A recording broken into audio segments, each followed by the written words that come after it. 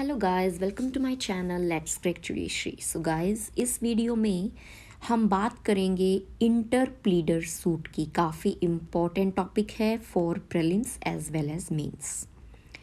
तो section 88 plus order 35 हम इकट्ठे पढ़ते हैं। तो सेक्शन 88 कह रहा है where interpleader suit may be instituted. ठीक है, यानी कि आप क्रक्स समझिए इसका।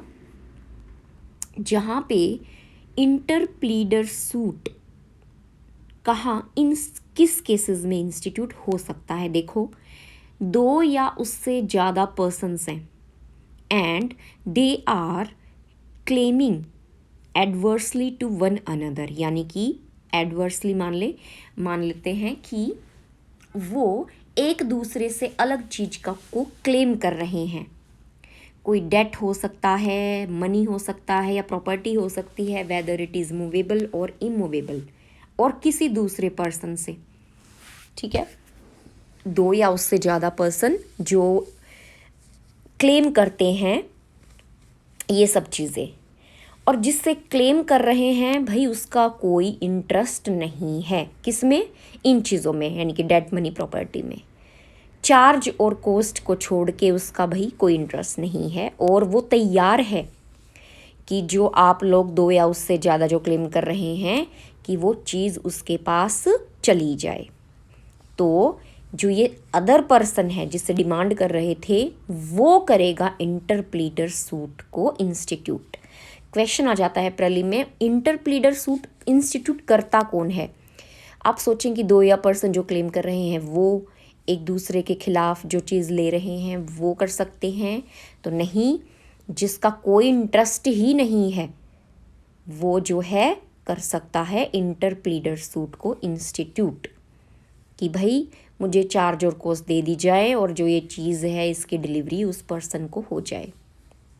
Provided that where any suit is pending, मान लो कोई सूट पहले से ही पेंडिंग था, उस डेट, मनी या प्रॉपर्टी को लेकर कहीं और कोर्ट में चल रहा है जहाँ पे जो पार्टीज़ के राइट हैं वो डिसाइड हो सकते हैं, तो इस तरह का इंटर प्लीडर सूट इंस्टीट्यूट नहीं हो सकता, यानी कि एक्सेप्शन है। ठीक है, अब देखिए ऑर्डर 35।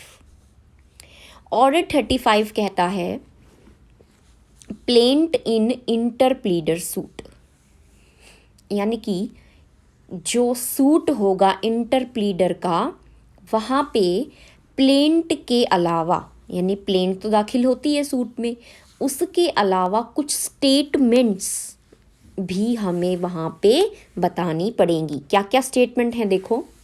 प्लेंटिफ, क्योंकि मैंने आपको बताया जिसका कोई इसमें इंटरेस्ट नहीं था वही इस इंस्टीट्यूट करता है, तो प्लेंटिफ जो है उसका कोई इंटरेस्ट नहीं है, ये उसे बताना होगा। किसमें, प्लेंट के साथ साथ, कि चार्ज कॉस्ट को छोड़ के जो लग रहा है मुझे इस चीज़ को रखने में, कोई प्रॉपर्टी को रखने में जो भी चार्ज कॉस्ट आया है, तो उसको छोड़ के भाई मेरा सब्जेक्ट मैटर में इस प्रॉपर्टी, मनी, डेट में कोई भी इंटरेस्ट नहीं है। सेकंड, क्लेम जो है कौन कर रहा है, डिफेंडेंट। अलग अलग डिफेंडेंट हैं, दो या उससे ज़्यादा, वो क्लेम कर रहे हैं, और प्लेंटिफ और डिफेंडेंट के बीच कोई झगड़ा नहीं है। There is no collusion between the plaintiff and any of the defendants. ठीक है, ये तीनों चीज़ें जो हैं प्लेंट के साथ बतानी पड़ेंगी। रूल 2 कहता है payment of thing claimed into court, यानी कि जो थिंग क्लेम की जा रही है वो कैपेबल है, जो मतलब पे हो सकती है कोर्ट में या रखी जा रही है, तो उसका खर्चा कौन देगा। सिंपल एक बात समझिएगा, कोर्ट में आप वो चीज़ जो है कोई भी प्रॉपर्टी है, डेप्ट है, या कोई और चीज़ है, प्रॉपर्टी को तो आप नहीं रख सकते, लेकिन कस्टडी में रखने का जो भी खर्चा आएगा तो वो कौन देगा, वो देगा प्लेंटिफ। ठीक है, उसे देना पड़ेगा। रूल 3 कहता है procedure where defendant is suing plaintiff. ये ऐसे क्यों कह रहा है, देखो, हो सकता है किसी और कोर्ट में ये केस चल रहा हो, है ना, इंटर प्लीडर सूट कर दिया प्लेंटिफ ने, अब पता चला कि भाई पहले से ही कोई केस चल रहा है, यही बात कर रहा है rule 3। Where any of the defendants, यानी कि कोई भी जो डिफेंडेंट है इंटर प्लीडर सूट में is actually suing the plaintiff. अब वो क्या कर रहे हैं, प्लेंटिफ को सू कर रहे हैं, ठीक है। The court in which the suit against the plaintiff is pending, यानी कि किसी और कोर्ट में पेंडिंग है, और ये बताए जाने पे जो इंटर प्लीडर सूट अब जो डाला है वो बताएंगे किसको, जिसमें पेंडिंग है, कि भैया अपनी जो प्रोसीडिंग है उनको स्टे कर लो, ठीक है। दोबारा समझना, कौन कोर्ट कहेगा, जहां पे इंटर प्लीडर सूट हो रखा है वो कोर्ट इन्फॉर्म करेगा उस कोर्ट को जहां पे किसी डिफेंडेंट ने प्लेंटिफ के खिलाफ पहले से ही केस सूट कर रखा है, ठीक है। उसकी कॉस्ट भी वहां पे स्टे हो जाएंगी सूट के साथ साथ, और जो है कहाँ ऐड हो जाएंगी, इंटर प्लीडर वाले सूट में, ठीक है। सिंपल है। रूल 4 है procedure at first hearing. First hearing पे क्या होगा, देखो कोर्ट के अंदर फर्स्ट हियरिंग पे वो क्या करेगी, कोर्ट में डिक्लेयर कर सकता है कोर्ट कि प्लेंटिफ को तो भाई डिस्चार्ज कर देना चाहिए, उसके जो भी कॉस्ट वगैरह उसको लगी है वो उसको दे दी जाए और उसको सूट से डिसमिस किया जाए। और बी कहता है इफ़ इट थिंक्स, अगर उसे लगता है कि भाई जस्टिस और कन्वीनियंस जो है उसकी ज़रूरत है रिगार्डिंग जो पार्टी बच गए, डिफेंडेंट बच गए, तो वो उसी हिसाब से सूट को डिस्पोजल कर देगा। सेकंड कहता है where the court finds that the admission of the parties or other evidence जो भी हैं उनके हिसाब से वो डिसीजन ले सकते हैं, जो टाइटल है किसी भी चीज़ का वो जिसने भी क्लेम किया है, मेनली कि डिसीजन लिया जाएगा जो जिस उसके हिसाब से जो भी एडमिशन है एविडेंस है उनके हिसाब से। थर्ड में कहता है where the admissions of the parties do not enable the court, जहाँ पे जो एडमिशंस हैं पार्टीज़ की वो इनेबल नहीं करती हैं कोर्ट को सो टू एडजुडिकेट इट में डायरेक्ट, कि जो पार्टीज़ बच गई उनके बीच इश्यूज़ फ्रेम फिर होंगे। जहाँ पे कोई पार्टी का एडमिशन है वो इनेबल को डिसीजन तक पहुँचने में मदद नहीं कर रहा है, देन इट में direct that an issue between the parties B framed, issue या इश्यूज, ठीक है। और बी है फिर that any Clement be made plaintiff, यानी कि अब उन डिफेंडेंट्स में से ही किसी को प्लेंटिफ बना दिया जाए, तो ये भी पावर है, प्रीलिम में पूछ लेते हैं, ठीक है। और उसके बाद and shall proceed to try the suit in the ordinary manner, यानी कि जैसे दूसरे हम सूट पढ़ते आए हैं ऑर्डर 7, 8 जो भी पुराने हमने पढ़े उनके हिसाब से रूल लगेंगे, और ये सूट इंटरप्लीडर सूट भी उन सूट्स की तरह ट्राई किया जाएगा, वैसा ही ट्रायल चलेगा, ठीक है। रूल 5 के आगे लिख लेना एक्सेप्शन है ये, एजेंट और टीनेंट्स जो हैं वो इंटरप्लीडर सूट इंस्टीट्यूट नहीं कर सकते, यानी कि ये ऑर्डर, कौन सा ऑर्डर 35 और सेक्शन 88, वो ये इनेबल नहीं करेंगे कि एजेंट प्रिंसिपल और टेनेंट जो है लैंडलॉर्ड को सू करें, किस पर्पज़ के लिए, इंटरप्लीड करने के लिए किसी दूसरे पर्सन्स के साथ, यानी कि उस पर्सन को छोड़ देंगे जिससे प्रिंसिपल और लैंड लॉर्ड का जो है क्लेम आ रहा है, उनको छोड़कर दूसरों के साथ इंटरप्लीड करने का कोई हक ये ऑर्डर नहीं देगा, यानी कि एजेंट और टेनेंट जो है वो एक्सक्लूड है।